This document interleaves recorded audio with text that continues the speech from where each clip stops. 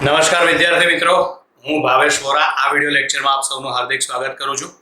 બરાબર, આપણે ધોરણ 12 ચેપ્ટર નંબર 9 કિરણ પ્રકાશ શાસ્ત્ર અને પ્રકાશીય ઉપકરણમાં આગળ આપણે વક્રીભવન વિશેની માહિતીઓ બધી થોડી ભણી ગયા હતા. બરાબર, આ વિડિયો લેક્ચરની અંદર આપણે મોસ્ટ આઈએમપી થિયરી એક વક્રીભવન કારક સપાટી વડે થતું વક્રીભવન સમજવાનું છે. બરાબર, અને આપણે આ સૂત્ર મેળવવાનું છે -n1/u +n2/v બરાબર n2 - n1/r. બરાબર, આ સૂત્ર આપણે મેળવવાનું છે -n1/u +n2/v બરાબર n2 - n1/r.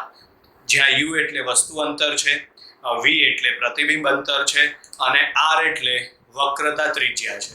બરાબર, જો આ થિયરી પૂછાય એટલે તમારે આ પ્રકારની એક આકૃતિ દોરવાની થશે.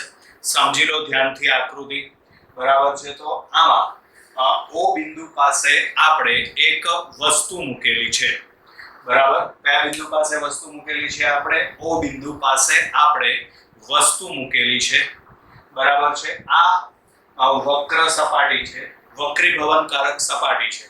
એનું આ વક્રતા કેન્દ્ર C છે અને વક્રતા ત્રિજ્યા R છે. વસ્તુને u અંતરે ગોઠવેલી છે. બરાબર, ફરીથી એક વખત સમજી લો. આકૃતિમાં દર્શાવ્યા મુજબ આપણે O પાસે શું મૂકેલું છે? બિંદુવત વસ્તુ મૂકેલી છે. એના માટે વસ્તુ અંતર કેટલું છે? તો વસ્તુ અંતર u છે. બરાબર, હવે આ જે વક્ર સપાટી છે એ વક્ર સપાટીનું વક્રતા કેન્દ્ર, તો એનું વક્રતા કેન્દ્ર C છે અને વક્રતા ત્રિજ્યા r છે. એનું વક્રતા કેન્દ્ર C છે અને વક્રતા ત્રિજ્યા એની r છે. બરાબર, આ બિંદુવત વસ્તુ O છે. બરાબર, એનું પ્રતિબિંબ મેળવવા માટે કેટલા કિરણોની જરૂર પડે? તો કે 2 કિરણની જરૂર પડે. બરાબર, એમાંનું પહેલું કિરણ આપણે લઈ લઈએ સીધું પસાર થતું. બરાબર છે, સીધું એટલે આ મુખ્ય અક્ષ છે. બરાબર, આ જ દિશામાં આપણે કિરણ લઈ લઈએ, આપાત થતું કિરણ લઈ લઈએ તો એ કિરણ તો વક્રીભવન પામ્યા વગર જ સીધું પસાર થઈ જશે બીજા માધ્યમમાં. બરાબર, જ્યારે બીજું કિરણ આપણે આ લીધું, બરાબર, એ સપાટી પર n બિંદુ પર આપાત થાય છે. બરાબર, બીજું કિરણ આપણે આ લીધું જે સપાટી પર n બિંદુએ આપાત થાય છે, ત્યાંથી તે વક્રીભવન પામીને I બિંદુમાંથી પસાર થાય છે. પરિણામે આ બંને કિરણ I બિંદુ પાસે છેદે, જેથી આપણને પ્રતિબિંબ I બિંદુ પાસે મળશે. બરાબર, પહેલું કિરણ આપણે લીધું આમ સીધું આપાત થતું, જે વક્રીભવન પામ્યા વગર સીધું પસાર થઈ જશે. આપણે બીજું કિરણ લીધું ON કિરણ. બરાબર, એ વક્રીભવન પામીને NI માર્ગે આગળ વધે છે. બરાબર છે, આપણે બીજું કિરણ લીધું આ ON કિરણ, જે વક્રીભવન પામીને NI માર્ગે આગળ વધે છે. પરિણામે આ બંને વક્રીભવન પામતા કિરણો I બિંદુ પાસે છેદે છે, જેથી આપણને વસ્તુનું પ્રતિબિંબ I બિંદુ પાસે મળે છે. પ્રતિબિંબ અંતર, તો આ પ્રતિબિંબ અંતર V છે. આ વક્રતા કેન્દ્ર C છે, વક્રતા ત્રિજ્યા R છે. ક્લિયર અહીં સુધી? આકૃતિ ખબર પડી ગઈ બધાને? આ બાજુનું માધ્યમ, એનો વક્રીભવનાંક n1 આપણે સમજવા માટે લઈ લઈએ કે એનો વક્રીભવનાંક ઓછો છે એટલે એને પ્રકાશીય પાતળું માધ્યમ કહેવાશે. જ્યારે આને n2 એટલે આ ઘટ માધ્યમ છે.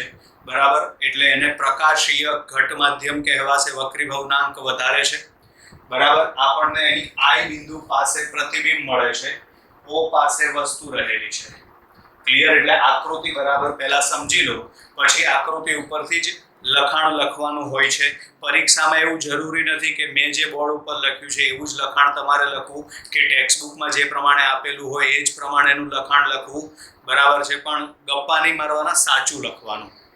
ક્લિયર? ચલો, તો હવે આપણે થોડું વર્ણન કરી દઈએ.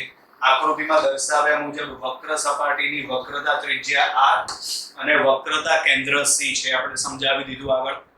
હવે એમાં છે વક્ર સપાટીની મુખ્ય અક્ષ પર O બિંદુ પાસે એક વસ્તુને મૂકવામાં આવે છે. O બિંદુ પાસે એક વસ્તુને મૂકવામાં આવે છે.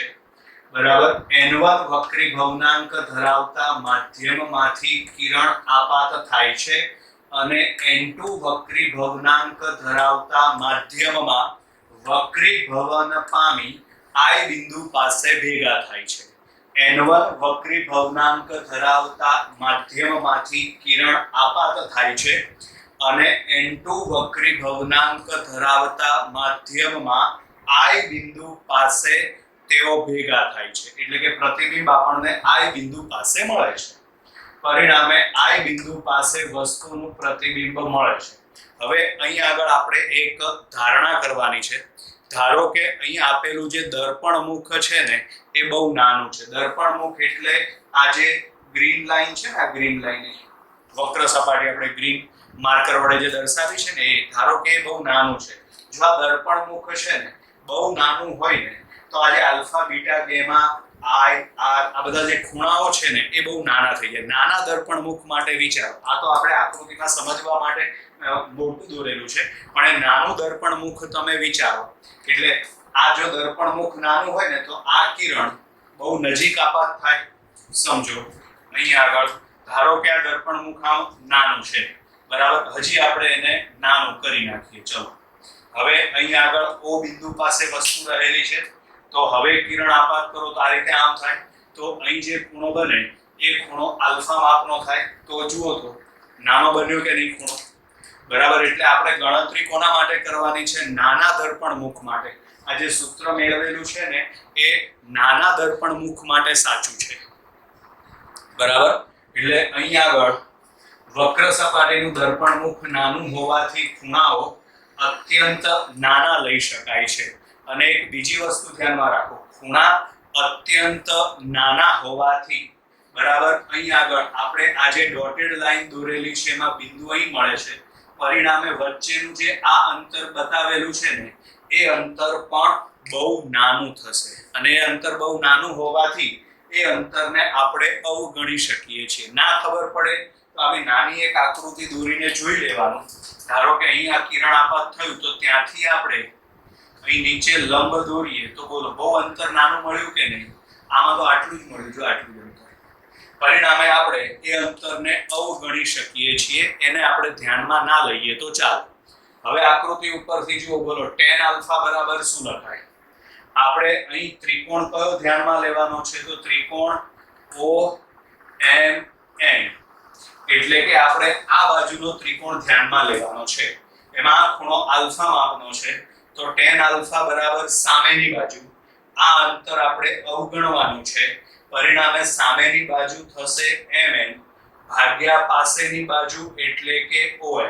તો tan આલ્ફા ખૂણા અત્યંત નાના હોવાથી આપણે ત્રણ શરત ભણી ગયા છીએ. કઈ ત્રણ? sin theta nearly equal to theta, cos theta nearly equal to 1, tan theta nearly equal to theta. આમાં આપણે tan ની શરત લાગુ પાડીશું.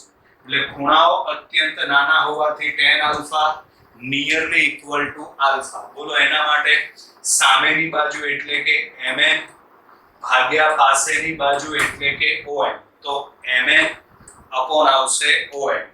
હવે અહીં આગળ આ બીટા માટે ગણતરી કરો તો એમાં આપણે ત્રિકોણ લેવાનો થશે n m અને c. તો tan બીટા ની ખૂણો નાનો એટલે નિયરલી ઇક્વલ ટુ બીટા.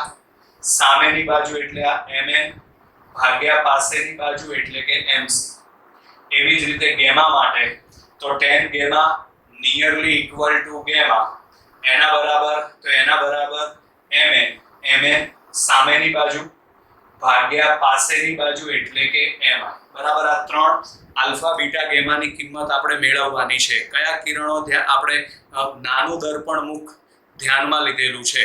પરિણામે ખૂણા છે ને આલ્ફા બીટા ગેમા I અને R પાંચે પાંચ ખૂણા બહુ નાના બનશે. અને ખૂણા નાના હોવા માટે tan માટે કઈ શરત આવે? tan theta nearly equal to theta. sin માટે કઈ શરત આવે? sin theta nearly equal to theta. cos માટે કઈ શરત આવે? cos theta nearly equal to 1. આ શરતોનો અહીં ઉપયોગ કરીશું. જે લાગુ પડતી હોય એ શરતનો આપણે ઉપયોગ કરવાનો થશે. બરાબર. તો અહીંયા આગળ ખૂણો નાનો છે, પરિણામે tan alpha nearly equal to alpha. સામેની બાજુ એટલે કે mn, પાસેની બાજુ એટલે કે on, તો mn upon on. એવી રીતે આ બાજુ tan બીટા, સામેની બાજુ એટલે કે mn ભાગ્યા પાસેની બાજુ એટલે કે mc. પછી tan alpha tan gamma nearly equal to gamma, તો એના માટે સામેની બાજુ એટલે mn ભાગ્યા પાસેની બાજુ એટલે કે mi. બરાબર, એટલે અહીં આગળ આવશે mn upon mi. આ ત્રણ ખૂણાઓ આપણને મળી ગયા. હવે ધ્યાનથી આપણે ત્રિકોણ ધ્યાનમાં લઈશું ONC. હવે ત્રિકોણ ધ્યાનમાં લેવાનો છે આપણે ત્રિકોણ ONC. બરાબર, અહીં આગળ હું એક ત્રિકોણ દોરી નાખું છું, ત્રિકોણ ONC. બરાબર, ચલો એટલે અહીં આગળ ત્રિકોણ ONC. બરાબર, આ O N અને આ C. બરાબર, એમાં આ જે ખૂણો છે આકૃતિ ધ્યાનથી જોજો, એ I માપનો છે. બરાબર, પછી O પાસે આ જે ખૂણો બને છે આલ્ફા અને આ ખૂણો છે એ બીટા. બરાબર, આમાં I છે ને એ ત્રિકોણનો બહિષ્કોણ કહેવાય. અને બહિષ્કોણ માટે યાદ રાખવાનું, બહિષ્કોણ એ અથવા તો બહિષ્કોણનું મૂલ્ય એ અંતઃસમૂહ કોણના સરવાળા બરાબર હોય છે. બહિષ્કોણનું મૂલ્ય કોના બરાબર હોય? અંતઃસમૂહ કોણના સરવાળા બરાબર. કઈ રીતે? આપણે એક બીજું ઉદાહરણ લઈએ. બરાબર છે, તો સમજો આ ત્રિકોણ છે. બરાબર, એમાં આ રીતે આમ આપણે વિચારીએ. બરાબર, તો હવે ધારો કે આ ખૂણો છે 30 માપનો. બરાબર છે, પછી આ ખૂણો છે ધારો કે 70 ડિગ્રીનો. બરાબર, તો આ ખૂણો 80 ડિગ્રીનો થાય, કારણ કે ત્રિકોણના ત્રણેય ખૂણાનો સરવાળો 180 થાય. હવે સમજો આ 30 ડિગ્રીનો ખૂણો છે, તો આ ખૂણો કેટલો થાય? કારણ કે એનો ટોટલ ખૂણો તો 180 ડિગ્રી થાય. તો આ 30 ડિગ્રી છે, તો આ કેટલો થાય? તો આ ખૂણો થશે 150 ડિગ્રી. તો હવે તમે આ બંનેનો સરવાળો કરો તો 150 ડિગ્રી થાય કે ના થાય? બરાબર, એટલે આ ત્રિકોણની બહારનો ખૂણો છે, એટલે આને છે ને બહિષ્કોણ કહેવાય. અને અંતઃસમૂહ કોણ, આ અંતઃસમૂહ કોણ કહેવાય, એના સરવાળા બરાબર હોય. બરાબર, એવી જ રીતે ધારો કે એક ત્રિકોણ આ રીતે આમ બને છે, એમાં ધારો કે આ ખૂણો આલ્ફા છે.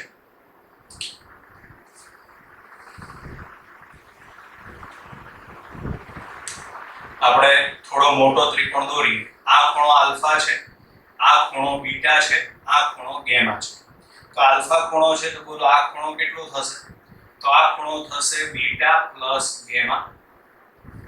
ક્લિયર? બરાબર, તો એવી જ રીતે આપણે અહીં આગળ વિચારીએ ને, તો આપણને ત્રિકોણ કયો લીધેલો છે આપણે ધ્યાનમાં? ONC. બરાબર, તો આ ત્રિકોણ ONC, એમાં I એ બહિષ્કોણ થાય, તો આ I નું મૂલ્ય આલ્ફા પ્લસ બીટા જેટલું થાય. બરાબર, એટલે અહીં આગળ ત્રિકોણ ONC માં I એ બહિષ્કોણ છે, માટે I બરાબર આલ્ફા પ્લસ બીટા થશે. આલ્ફા બીટાની કિંમત મૂકી દો. એમાં આલ્ફા બરાબર લખાય mn upon on અને બીટાના બદલે લખાય mn upon mc.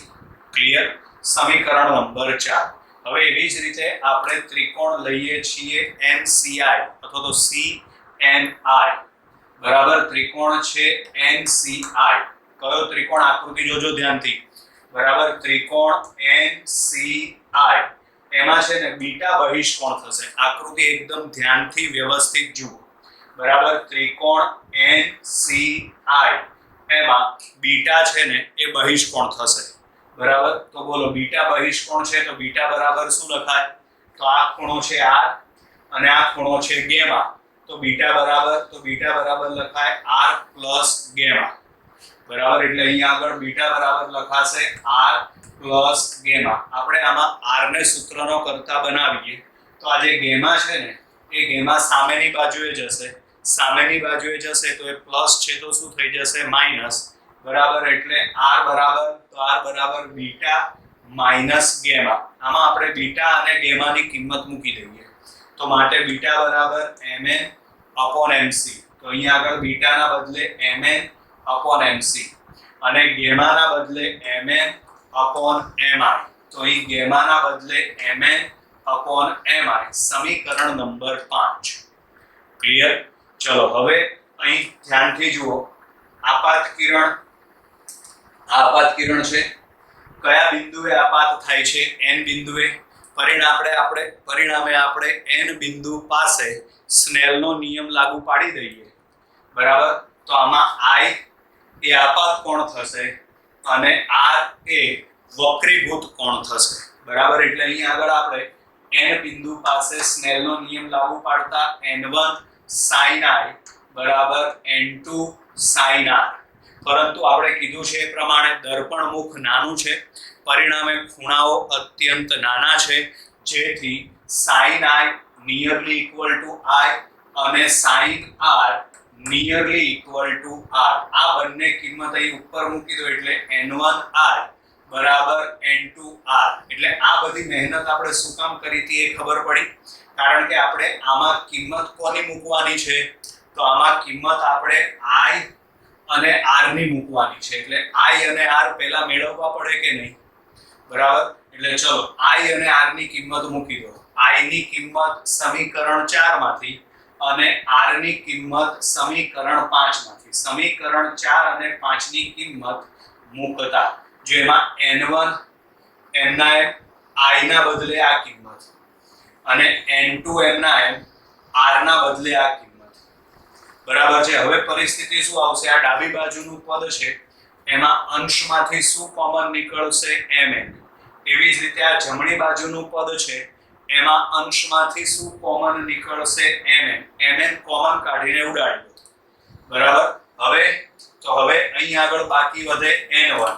તો આ જે n1 છે ને, બરાબર, આ n1 આની સાથે પણ ગુણાશે, n1 આની સાથે પણ ગુણાશે, પરિણામે આવશે n1 upon on, પછી આવશે n1 upon mc। આવી ગયું, બરાબર। એવી જ રીતે n2 છે ને એ આની સાથે ગુણાય અને n2 આની સાથે પણ ગુણાય, તો માટે n2 upon mc n2 upon mi। Clear. ચલો હવે આપણે અહીં આગળ સરખા પદોને ભેગા કરીએ, તો એના માટે આ n1 upon mc છે એને સામેની બાજુએ લઈ જાઓ અને આ માઈનસ n2 upon mi છે એને સામેની બાજુએ લઈ જાઓ। આ બે ફેરફાર કરો। આ પહેલું પદ તો એમના એમ જ છે, બરાબર। આ પદ સામેની બાજુએ જાય તો એ માઈનસ છે તો શું થઈ જશે? પ્લસ, એટલે પ્લસ n2 upon mi, બરાબર। આ પદ એમના એમ જ છે, આ પદ સામે જશે તો પ્લસ છે તો શું થઈ જશે? માઈનસ, એટલે માઈનસ n1 upon mc। હવે આમાં સાદુરૂપ આપવા માટે ડાબી બાજુનું પદ મેં એમના એમ જ લખ્યું, જમણી બાજુના પદમાં બંનેના છેદમાં mc આપેલ છે, તો ઉપર શું આવશે? n2 minus n1, એટલે આ n2 minus n1 છેદમાં શું આવશે? mc। ક્લિયર। હવે આપણે આમાં કિંમત લખવાની થશે। કિંમત લખવાની થાય ત્યારે આપણે સંજ્ઞા પદ્ધતિઓ ધ્યાનમાં લેવાની થશે, બરાબર। તો એમાં સૌથી પહેલા om, તો અહીં om જુઓ તો એ આપાત કિરણની કઈ દિશામાં છે? વિરુદ્ધ દિશામાં છે, બરાબર। પરિણામે ત્યાં લખવું પડશે આપણે માઈનસ u, બરાબર। om બરાબર માઈનસ u, પછી છે mi, તો mi બરાબર આવશે v, બરાબર। આ આપાત કિરણની દિશામાં છે એટલે પ્લસ આવશે। બધા અંતર ક્યાંથી માપવાના આપણે?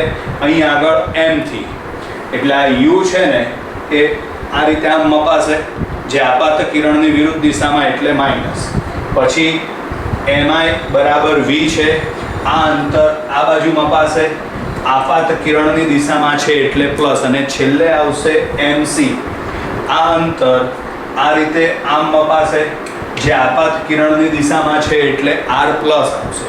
તો માટે અહીં આગળ જુઓ om બરાબર માઈનસ u, mi બરાબર v અને mc બરાબર r। આ ત્રણ કિંમત અહીં મૂકી દો તમે આ સમીકરણમાં, માટે આપણને સમીકરણ મળશે minus n1 upon u plus n2 upon v બરાબર n2 minus n1 upon r, જે એક વક્રીભવન કારક સપાટી વડે થતું વક્રીભવન માટેનું સૂત્ર છે। Minus n1 upon u plus N2/V બરાબર N2 માઇનસ N1/R બરાબર માઇનસ N1/U પ્લસ N2/V બરાબર N2 માઇનસ N1/R બરાબર.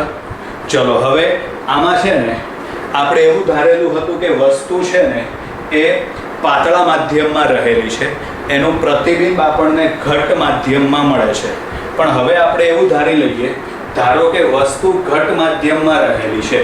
વસ્તુ ઘટ માધ્યમમાં રહેલી હોય ને તો તમારે સમીકરણમાં શું ફેરફાર કરવાનો, N1 અને N2ના સ્થાન બદલી નાખવાના બરાબર. ધારો કે વસ્તુ છે ને ઘટ માધ્યમમાં છે તો N1 અને N2ના સ્થાન બદલાઈ જાય, બાકીનું સમીકરણ એનું એમ જ આવે માઇનસ N2/U પ્લસ N1/V બરાબર N2 માઇનસ N1/R બરાબર. એટલે આ સૂત્ર યાદ રાખજો. મેઇન સમીકરણ આપણે યાદ રાખી લેવાનું, માઇનસ N1/U પ્લસ N2/V બરાબર N2 માઇનસ N1/R.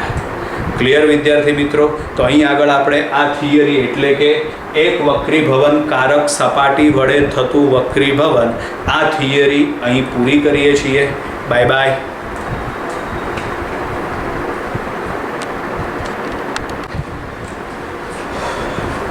નમસ્કાર વિદ્યાર્થી મિત્રો, હું ભાવેશ વોરા આ વિડીયો લેક્ચરની અંદર આપ સૌનું હાર્દિક સ્વાગત કરું છું. બરાબર છે. આપણે આગળના વિડીયોની અંદર એક વક્રીભવનકારક સપાટી વડે થતું વક્રીભવન ભણી ગયા અને એના માટેનું જરૂરી સૂત્ર આપણે મેળવ્યું. કયું હતું એ સૂત્ર? તેમાં માઇનસ N1/U પ્લસ N2/V બરાબર N2 માઇનસ N1/R. હવે આપણે લેન્સ મેકર્સ ફોર્મ્યુલા મેળવવાનું છે. તો લેન્સ મેકર્સ ફોર્મ્યુલામાં સૌથી પહેલાં લેન્સ કોને કહેવાય બરાબર છે? તેમાં આવશે બે વક્રીભવનકારક સપાટી ધરાવતી અને પ્રતિબિંબ રચી શકે તેવી રચનાને લેન્સ કહેવાય. ઘણી વખત બે વક્રીભવનકારક સપાટી હોય પણ એમાં પ્રતિબિંબ ના રચાતું હોય બરાબર, એના વડે કોઈ પ્રતિબિંબ મેળવી શકાતું ન હોય બરાબર છે. ઉદાહરણ તરીકે કાચનો સ્લેબ આપણે વિચારી લઈએ બરાબર છે. તો એ કાચના સ્લેબમાં કોઈ પ્રતિબિંબ આપણને ના મળે, એટલે લેન્સ કોને કહેવાય? તો કે બે વક્રીભવનકારક સપાટી હોય અને જેના વડે પ્રતિબિંબ મેળવી શકાતું હોય એવી રચનાને પાતળો લેન્સ કહેવાય. બે વક્રીભવનકારક સપાટી ધરાવતી અને પ્રતિબિંબ રચી શકે તેવી રચનાને લેન્સ કહે છે બરાબર છે. એમાં આપણે જે સમીકરણ મેળવવાનું છે એ પાતળા લેન્સ માટે મેળવવાનું છે. પાતળો લેન્સ કોને કહેવાય? તો એમાં છે ને આ બે વક્રીભવનકારક સપાટી છે, એ બંને વચ્ચેનું અંતર U, V અને R ની સરખામણીમાં અવગણ્ય રીતે નાનું હોય. એમાં U એટલે શું આવશે? વસ્તુ અંતર, V એટલે પ્રતિબિંબ અંતર અને R એટલે વક્રતા ત્રિજ્યા બરાબર. એમાં પહેલાં લેન્સ કોને કહેવાય? તો બે વક્રીભવનકારક સપાટી ધરાવતી અને પ્રતિબિંબ રચી શકે તેવી રચનાને લેન્સ કહેવામાં આવે છે બરાબર. આપણે જે સમીકરણ મેળવવાનું છે એ પાતળા લેન્સ માટેનું છે. પાતળો લેન્સ કોને કહેવાય? તેમાં આવશે બે વક્રીભવનકારક સપાટી વચ્ચેનું અંતર U, V અને R. U એટલે વસ્તુ અંતર, V એટલે પ્રતિબિંબ અંતર અને R એટલે વક્રતા ત્રિજ્યાની સરખામણીમાં અવગણી શકાય તેવું નાનું હોય બરાબર, તો તેને લેન્સ કહેવાય. આમ તો મૂળ લેન્સ કેટલા પ્રકારના આવે? તો લેન્સ આવે 5 પ્રકારના. તમે ખાલી 2 જ પ્રકાર ભણ્યા છો, અંતર્ગોળ અને બહિર્ગોળ બરાબર છે. લેન્સ ટોટલ 5 પ્રકારના આવે. એમાં અંતર્ગોળ આવે, બહિર્ગોળ આવે, પછી આવશે સમતલ બહિર્ગોળ, સમતલ અંતર્ગોળ અને મેનિસ્ક પ્રકાર. ટોટલ 5 પ્રકારના લેન્સ આવે બરાબર છે. એમાં અહીંયા આગળ આ બહિર્ગોળ લેન્સ કહેવાય બરાબર છે. પછી આ અંતર્ગોળ લેન્સ કહેવાય. એક સપાટી સમતલ હોય અને બીજી સપાટી બહિર્ગોળ હોય, એટલે આ થઈ સમતલ બહિર્ગોળ બરાબર. પછી એક સપાટી સમતલ હોય અને બીજી સપાટી આ રીતે આમ અંતર્ગોળ હોય, આને કહેવાય સમતલ અંતર્ગોળ લેન્સ બરાબર છે. અને મેનિસ્ક પ્રકાર એટલે આ રીતે આમ વક્ર સપાટી આવે બરાબર, આને મેનિસ્ક પ્રકારનો લેન્સ કહેવાય. ટોટલ 5 પ્રકારના લેન્સ આવે બરાબર છે. આપણે મેઇનલી બહિર્ગોળ અને અંતર્ગોળ જ ભણવાનું આવશે, પણ આ સમજવું જરૂરી છે બરાબર. એટલે આપણે લેન્સ મેકર્સ ફોર્મ્યુલાની થિયરી હવે શરૂઆત કરીએ બરાબર છે. એમાં આ પાતળો લેન્સ છે. લેન્સમાં કેટલી વક્રીભવનકારક સપાટીઓ હોય? 2. એમાં પહેલી વક્રીભવનકારક સપાટી આપણે લઈએ ABC અને બીજી વક્રીભવનકારક સપાટી છે ADC બરાબર. આ જે પહેલી વક્રી ભવનકારક સપાટી છે ABC, એના માટે વક્રતા ત્રિજ્યા R1 છે, અને આ બીજી વક્રી ભવનકારક સપાટી એના માટે વક્રતા ત્રિજ્યા R2 છે. બે વક્રી ભવનકારક સપાટી ABC અને ADC. હવે આમાં લેન્સમાં પ્રતિબિંબ મેળવવા માટે શું યાદ રાખવાનું? તો એમાં છે ને પહેલા કઈ સપાટી માટે ગણતરી કરવાની? આપણે માત્ર ABC સપાટી માટે. આ બાજુની ADC સપાટી કાઢી નાખવાની. બરાબર. પહેલા કઈ સપાટી માટે ગણતરી કરવાની? ABC સપાટી માટે ગણતરી કરવાની. એના વડે પ્રતિબિંબ મળે છે એ પ્રમાણે આપણે સ્વીકારી લેવાનું.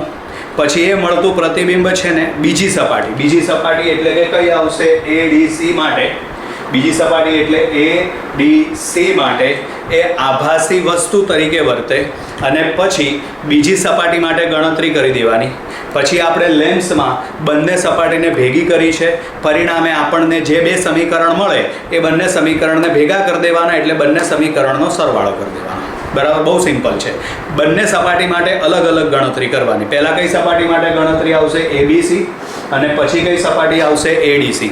પહેલી સપાટી વડે જે પ્રતિબિંબ મળે એ પ્રતિબિંબ બીજી સપાટી માટે શું બનશે? આભાસી વસ્તુ. બરાબર. અને બીજી સપાટી વડે આપણે પ્રતિબિંબ મેળવી લેવાનું, એટલે બે સમીકરણ મળશે આપણને, અને બંને સમીકરણને પછી તમારે ભેગા કરી દેવાના. એટલે આ થિયરી પૂરી થઈ ગઈ. સો સિમ્પલ, બહુ જ ઇઝી થિયરી છે આ, પણ પરીક્ષામાં પૂછી શકાય એવી IMP થિયરી છે, એટલે ધ્યાનથી તૈયાર કરજો. બરાબર. એટલે અહીં આગળ સમજો, આમાં OA શું છે? બિંદુવત વસ્તુ. કેટલા અંતરે મૂકેલ છે? એને U અંતરે. લેન્સ વડે મળતું પ્રતિબિંબ ક્યાં છે? I પાસે. લેન્સ વડે મળતું પ્રતિબિંબ I પાસે છે. એના માટે પ્રતિબિંબ અંતર કેટલું છે? V. વસ્તુ અંતર છે U, પ્રતિબિંબ અંતર છે V. આ બાજુની જે વક્ર સપાટી છે એની વક્રતા ત્રિજ્યા R1, આ બાજુની વક્ર સપાટી માટે વક્રતા ત્રિજ્યા છે R2. આપણે કીધું એ પ્રમાણે બંને માટે અલગ અલગ ગણતરી કરવાની થશે. તો ચલો હવે આપણે થિયરી ભણીએ. બે સપાટી માટે અલગ અલગ ગણતરી કરીએ. ચલો, એમાં પહેલું છે બહિર્ગોળ લેન્સ વડે રચાતા પ્રતિબિંબની રચના બે તબક્કે મેળવી શકાય છે. બે તબક્કા એટલે બંને સપાટી માટે અલગ અલગ. એમાંનું પહેલું છે પ્રથમ વક્રીભવનકારક સપાટી, કૌંસમાં લખેલું છે ABC. પ્રથમ વક્રીભવનકારક સપાટી ABC. બરાબર. વક્રીભવનકારક સપાટી વસ્તુ Oનું પ્રતિબિંબ I1 પાસે આપે છે. બરાબર. એટલે આ પહેલી વક્રીભવનકારક સપાટી છે ABC, તેના વડે વસ્તુનું પ્રતિબિંબ I1 પાસે મળે છે. આપણે અહીં દર્શાવી દીધું એને. આ વક્રીભવનકારક સપાટી ABC લઈ લીધી. આ વસ્તુ અંતર U, એના વડે પ્રતિબિંબ ક્યાં મળે છે? તેના વડે પ્રતિબિંબ મળે છે આપણને I1 પાસે. પ્રતિબિંબ અંતર છે V1, અને વક્રતા ત્રિજ્યા છે R1. બરાબર. ચલો, આ બાજુ માટે વક્રીભવનાંક N1 અને આ બાજુ માટે વક્રીભવનાંક N2. તો આ થયું એક વક્રીભવનકારક સપાટી વડે રચાતું પ્રતિબિંબ. એક વક્રીભવનકારક સપાટી વડે રચાતું પ્રતિબિંબ. તો એમાં બોલો સૂત્ર કયું આવશે? -N1/U પ્લસ N2/V બરાબર N2 - N1/R ના બદલે શું આવશે? R1. સમીકરણ નંબર 1. પછી આ પ્રતિબિંબ છે ને એ અહીંથી આગળ આ બીજી સપાટી માટે, તો આ પ્રતિબિંબ છે એ બીજી સપાટી એટલે કે ADC માટે આભાસી વસ્તુ તરીકે વર્તે છે, અને એના વડે પ્રતિબિંબ ક્યાં મળે છે? I પાસે, અહીં આગળ. બરાબર. આ બીજી સપાટી માટેની ગણતરી આવી ગઈ. તો અહીં આગળ આવશે બીજી વક્રીભવનકારક સપાટી એટલે કે ADC માટે I1 એ આભાસી વસ્તુ તરીકે વર્તે છે, અને તેનું પ્રતિબિંબ I બિંદુ પાસે મળે છે. બરાબર.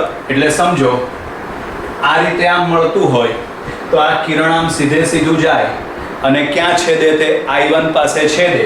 પણ હવે સમજો, અહીંયા બીજી વક્રીભવનકારક સપાટી આવી ગઈ, પરિણામે આ કિરણ છે એ આમ સીધું એટલે કે I1 પાસે જવાના બદલે અહીંથી તે વક્રીભવન પામશે, અને તે કયા બિંદુએ પહોંચે? તો તે I બિંદુ પાસે પહોંચે. ટપી પડી ગઈ કે નહીં? બરાબર છે. આ કિરણ અહીંથી આગળ આવ્યું. બરાબર છે. આ કિરણ અહીંથી જો અહીંથી અંદરથી વિચારવાનું. બરાબર છે. હવે જો આમ સીધું જતું હોત તો ક્યાં પહોંચે? I1 પાસે. પણ હવે રસ્તામાં એને આ સપાટી આવી ગઈ કે નહીં, અલગ અલગ ગણતરી કરીએ છીએ આપણે, તો આ સપાટી આવી ગઈ તો આ કિરણ જે સીધું I1 પાસે પહોંચતું હતું એના બદલે હવે આ કિરણ અહીંથી વક્રીભવન પામશે અને ક્યાં પહોંચે તો એ પહોંચે I પાસે. તો હવે સમજો અહીં આપાત કિરણ કયા માધ્યમમાંથી આવે છે N2 માંથી. અહીં આપાત કિરણ હવે કયા માધ્યમમાંથી આવે છે N2 માંથી, બરાબર. એટલે પરિસ્થિતિ એવી આવશે કે આમાં તમે N1 અને N2 ના સ્થાન બદલી નાખો. આ એની આભાસી વસ્તુ છે એટલે વસ્તુ અંતર આવશે V1, આ એનું પ્રતિબિંબ છે એટલે પ્રતિબિંબ અંતર આવશે V, અને I1 I2 ના સ્થાન N1 N2 ના સ્થાન બદલાઈ જશે. શું ફેરફાર કરવાનો ખબર પડી ગઈ? ફરીથી સમજો એક વખત.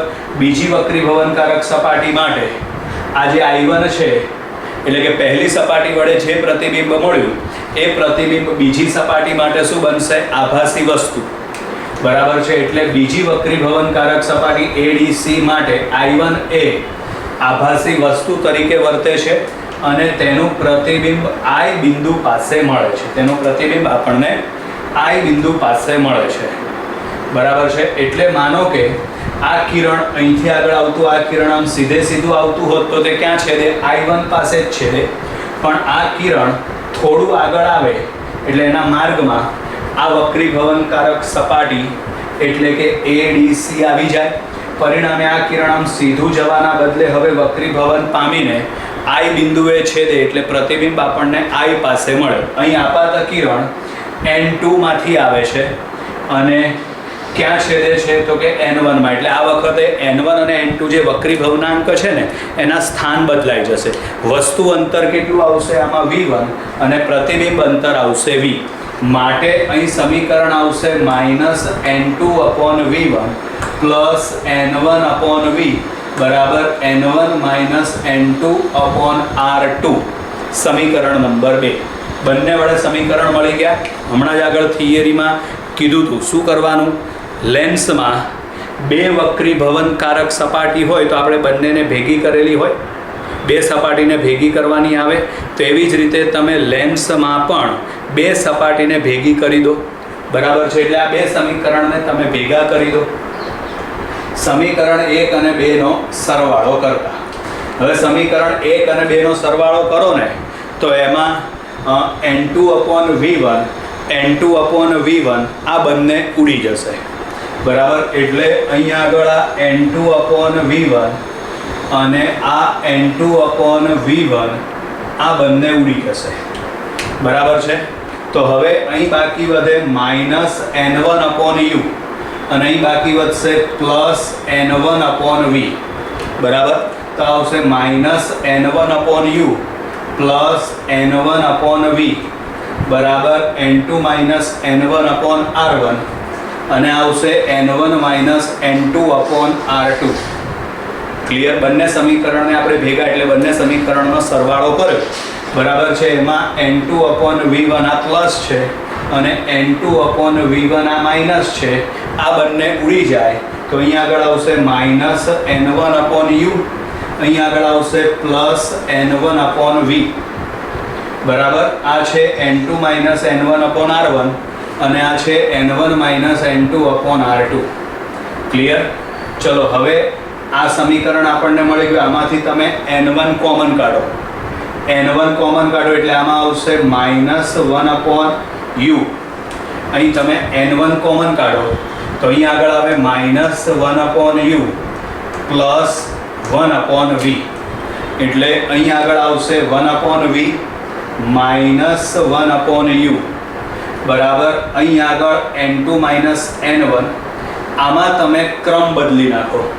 ક્રમ બદલો એટલે N2 - N1 થશે, બરાબર. આનો તમે ક્રમ બદલો એટલે N2 - N1 થશે. ક્રમ બદલો એટલે આગળ કઈ નિશાની આવશે? માઇનસ, એટલે આ માઇનસ નિશાની આવી ગઈ, બરાબર છે. આમાંથી આપણે N1 કોમન કાઢ્યા. N1 કોમન કાઢો એટલે અહીં આગળ બાકી વધે -1/U પ્લસ 1/V. આ પ્લસ વાળું પદ આગળ લખીએ અને માઇનસ વાળું પદ પાછળ લખીએ, બરાબર. આવશે N2 - N1/R1. આનો તમે ક્રમ બદલો ક્રમ બદલો એટલે આગળ કઈ નિશાની આવશે? માઇનસ. તો આ માઇનસ આવી ગઈ. આમાં આવશે n2 માઇનસ n1 છેદમાં r2 તો છે જ. હવે આ જે જમણી બાજુ છે એમાંથી n2 માઇનસ n1 આપણે કોમન કાઢી નાખીએ. તો આ n2 માઇનસ n1 કોમન નીકળી ગયા. આ n1 છે એ છેદમાં આવશે એટલે અહીં બાકી વધે 1/v માઇનસ 1/u.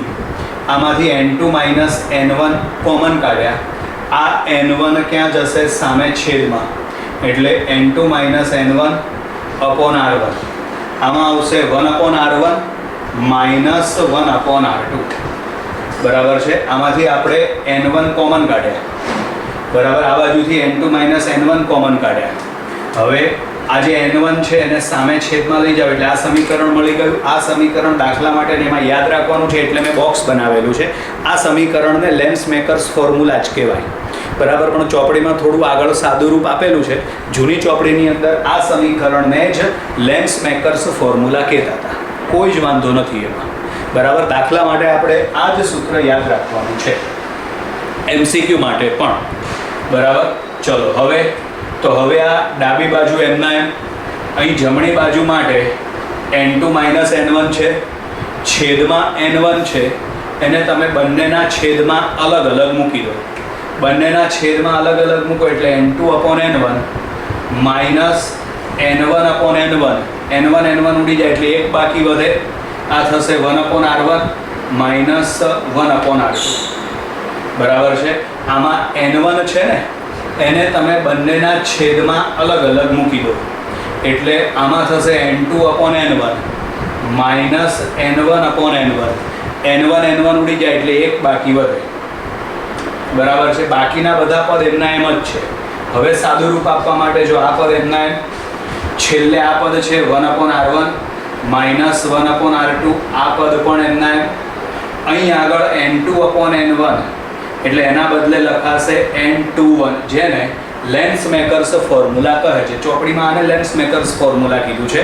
પણ આપણે દાખલા માટે કયું સૂત્ર યાદ રાખવાનું? 1/v માઇનસ 1/u બરાબર n2 minus n1 upon n1 કૌંસમાં આવશે 1/r1 માઇનસ 1/r2. બરાબર છે. એટલે અહીંયા આગળ 1/v માઇનસ 1/u બરાબર n2 minus n1 upon n1 1/r1 minus 1/r2. બરાબર. આ સમીકરણને પણ લેન્સ મેકર્સ ફોર્મ્યુલા કહેવાય, આને પણ લેન્સ મેકર્સ ફોર્મ્યુલા કહેવાય. આ સૂત્ર આપણે MCQ માટે અને દાખલા માટે યાદ રાખીશું. બરાબર. હવે આગળ લેન્સનું સૂત્ર મેળવવાનું છે. તો પહેલાં આપણે આ સમીકરણ અહીં આગળ લખી નાખીએ. હવે ધારો કે વસ્તુ અનંત અંતરે રહેલી છે. આપણને ખબર છે કે જો વસ્તુ અનંત અંતરે રહેલી હોય તો પ્રતિબિંબ ક્યાં મળે? તો પ્રતિબિંબ મુખ્ય કેન્દ્ર F પર મળે. બરાબર છે. એટલે અહીં આગળ ધારો કે વસ્તુ અનંત અંતરે રહેલી છે.